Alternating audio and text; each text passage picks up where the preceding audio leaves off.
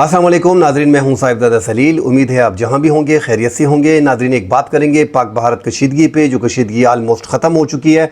आगे जाके पाकिस्तान के ताल्लुकात इंडिया से किस हद तक मामला बेहतर हो सकते हैं, इस पे बात करेंगे। साथ नाजरीन, इस जंग में जो पाक भारत जंग हुई, इसमें पाकिस्तान में रियासत मुखालिफ प्रोपेगेंडा करने वाले 5650 अफराद की शनाख्त कर दी गई है। उस पर बात करेंगे कि रियासत के ख़िलाफ़ किस किस्म का जहरीला प्रोपेगेंडा इन्होंने किया। साथ नाजरीन, जो अफ़गानिस्तान के जनरल मुबीन थे, जो अपने आप को जनरल कहते थे, उनको अफ़गानिस्तान में 1.5 साल की सज़ा और 10 कोड़े मारने की सज़ा सुनाई गई है, उस पर बात करेंगे। नाजरीन, अफ़गानिस्तान में जनरल मुबीन इस तरह पाकिस्तान में जिस तरह कौंसलर होता है या नाजिम होता है इलाके का, इसी तरह ये अफ़गानिस्तान की इस हुकूमत में जब 2021 में ये हुकूमत आई तालिबान की अफ़गानिस्तान में, तो जनरल मुबीन जो हैं वो इसी तरह एक नाजिम या वहाँ पे कौंसलर वगैरह थे और ये बड़ी नफरी वगैरह साथ ले के घूमते थे। मगर उसी दिनों से ये पाकिस्तान के ख़िलाफ़ जहरीला प्रोपेगेंडा करते थे। ज़्यादातर टिकटॉकर है, सोशल मीडिया पे इसकी टिकटॉक ज़्यादा आती हैं, टिकटॉक लाइव में ज़्यादा आता है, तो लोग इसको ज़्यादा जानते हैं और ज़्यादा पसंद भी करते हैं। मगर ज़्यादा पाकिस्तान के ख़िलाफ़ इसके जहन में जो है, इसके मन में जो है वो जहर भरा हुआ है और पाकिस्तान के ख़िलाफ़ रोज़ाना हर्ज़ सराई करता है। पाकिस्तान के उलमाए किराम के ख़िलाफ़ और पाकिस्तान के अफवाज के ख़िलाफ़ पूरा दिन जहर उगलता रहता है। अब जब पाकिस्तान की और इंडिया की कशीदगी ये रिसेंटली चल रही थी, जंग शुरू नहीं हुई थी, उससे पहले इसने इंडिया को मशवरा दिया था, जो बड़े ज़्यादा लोगों ने देखा था कि इंडिया हमला कर दे यहाँ से अफ़गान तालिबान जो है वो हमला कर दे। अपनी अफ़गान गवर्नमेंट को कह रहे थे कि वहाँ से वो हमला कर दे। नाज़रीन, अफ़गानिस्तान में ज़्यादातर लोगों का हम नहीं बता सकते। हमने इस जंग में देखा कि इस जंग में भी वो अफ़गानी जो मंजूर पश्तीन को सपोर्ट करते हैं, मैं मंजूर पश्तीन की बुराई नहीं कर रहा, उसकी पार्टी की जो तरीक़ाकार है यूरोपीय ममालिक में कि जितने भी पठान हैं अफ़गानिस्तान के, जो अशरफ गनी के और हामिद करज़ई के हैं, वो मंजूर पश्तीन PTM की टोपी पहन के पाकिस्तान के ख़िलाफ़ हर्ज़ सराई करते हैं और पाकिस्तानी लोग दुनिया में यही समझते हैं कि ये खैबर पुख्तनख्वा के पठान हैं। हालांकि खैबर पुख्तनख्वा के पठानों की तादाद बीच में 0.1% नहीं होगी, 99.9% वो हामिद करज़ई, अशरफ गनी, वो लिबरल टाइप की जो अफ़गानिस्तान के पुराने जो अफ़गानी हैं वो जो हैं इनको मुकम्मल तौर पे सपोर्ट करते हैं। तो उनको भी हमने देखा कि उन्होंने भी जनरल मुबीन को उस टाइम सपोर्ट किया और उनकी ट्वीट जो है वो हज़ारों में चली गई थी। एक तो उनके पास एक्स पे लाखों लोग जो उनके साथ जुड़े हैं, उनके फॉलोअर्स हैं, वो देखते हैं।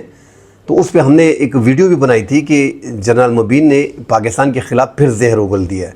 अब उसको नाज़रीन, एक तो उन्होंने गवर्नमेंट के ख़िलाफ़, अपनी हुकूमत के ख़िलाफ़ बात की थी। हमने देखा था कि अफ़गानिस्तान तालिबान के आपस के इख्तलाफात भी उनके बहुत ज़्यादा हैं और ये जो अफ़गानिस्तान के नायब वज़ीर ख़ारजा थे अब्बास तानकज़ई, मोहम्मद शेर अब्बास तानकज़ई, जो नायब वज़ीर ख़ारजा थे, उनके ये तकरीबन तर्जुमान थे और उनके साथ ये बड़े घूमते थे। और जब उन्होंने अपने सुप्रीम लीडर के ख़िलाफ़ बातें की थी तो वो भी अंडरग्राउंड हो गए और साथ ही इसने भी 3-4 बातें ऐसी की थी कि उस पर इनको गिरफ़्तार किया गया और इनको 1.5 साल की सज़ा सुना दी गई है और साथ 10 कोड़े इनको मारे जाएंगे। अब वो 10 कोड़े सरेआम मारे जाएंगे, बड़ा मज़ा आएगा, क्योंकि ये जितना बकवास पाकिस्तान के ख़िलाफ़ करता है इसको अंदाज़ा हो जाएगा कि इसने कितनी बकवास की है।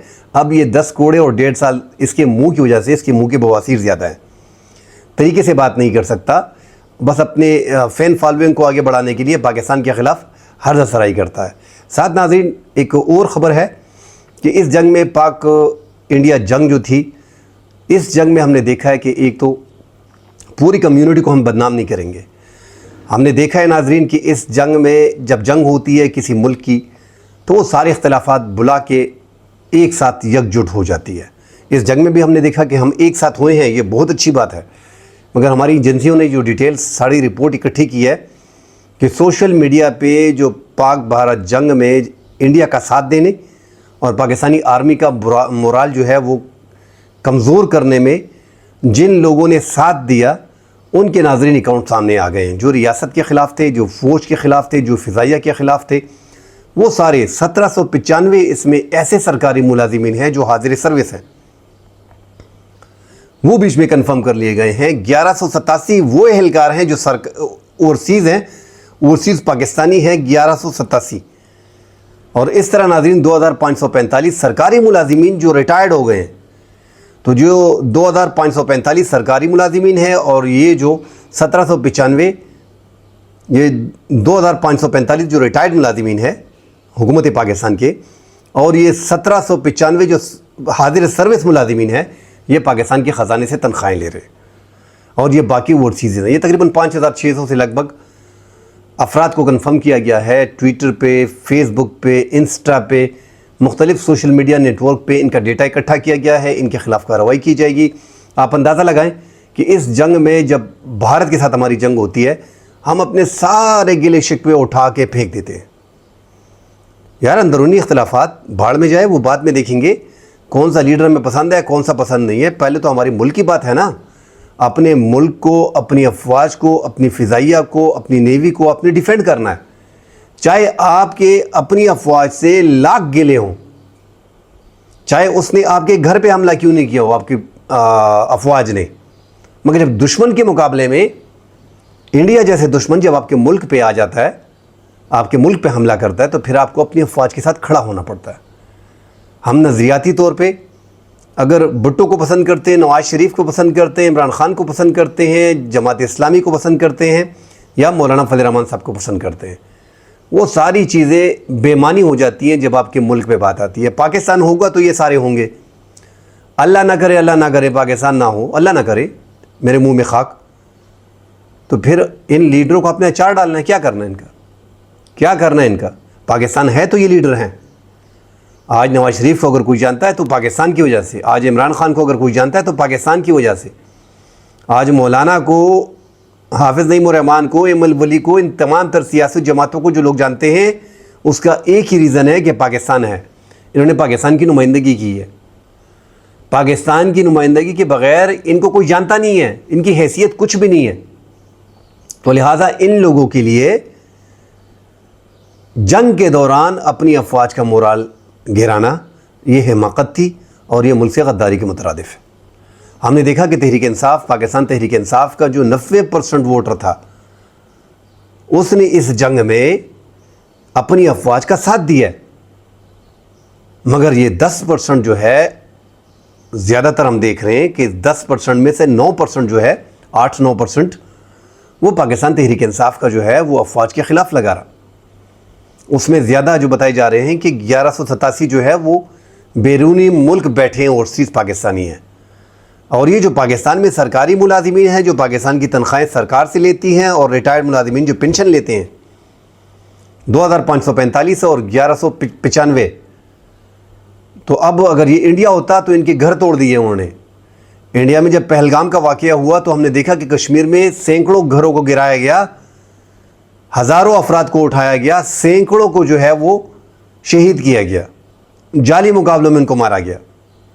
पहलगाम का गुस्सा कि आपने क्यों पूछा कि आप हिंदू हो कि मुस्लिम हो, कलमा पढ़ो, आपने इस बिना पे कत्ल किया है। तो मुसलमानों के ख़िलाफ़ इंडिया में आप देखें, ये जो पहलगाम का वाक़या हुआ है, 17 अफराद को अब तक कत्ल किया जा चुका है मुसलमानों को। मैं ये नहीं कह रहा हूँ कि इनको कत्ल कर दिया जाए, मैं कोई इस तरफ नहीं जा रहा हूँ, मगर मैं कह रहा हूँ कि अपने मुल्क के लिए, आप इस मुल्क के शहरी हो, आपके लाख इख्तिलाफ़ात अफवाज के साथ होंगे, हुकूमत के साथ होंगे।